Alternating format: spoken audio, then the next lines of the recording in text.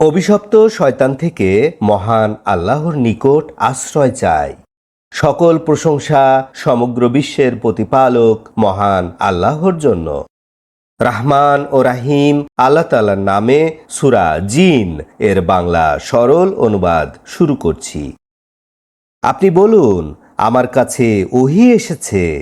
নিশ্চয়ই একদল জিন মনোযোগ সহকারে কোরআন শুনেছে এবং তারা বলেছে, নিশ্চয়ই আমরা আশ্চর্য ধরনের কোরআন শুনেছি, যা সঠিক পথ দেখায়। আমরা উহার উপরে ঈমান এনেছি।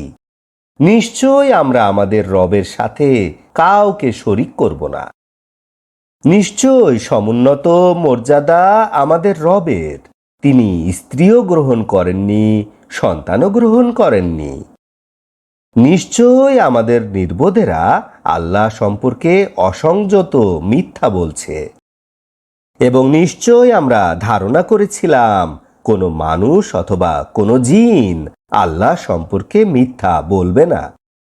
এবং নিশ্চয় মানব জাতির কতক পুরুষরা জিন জাতির কতক পুরুষদের কাছে আশ্রয় চাইত, ইহাই জিনদের অহংকার বাড়িয়ে দিয়েছিল। নিশ্চয় মানুষেরা ধারণা করত যেমন তোমরা ধারণা করো, নিশ্চয় আল্লাহ তাআলা কাউকে তুলবেন না। আমরা আকাশে যেতে ইচ্ছা করেছিলাম, আমরা পেলাম উহাকে কঠিন পাহারায় পরিপূর্ণ এবং অগ্নিশিখা।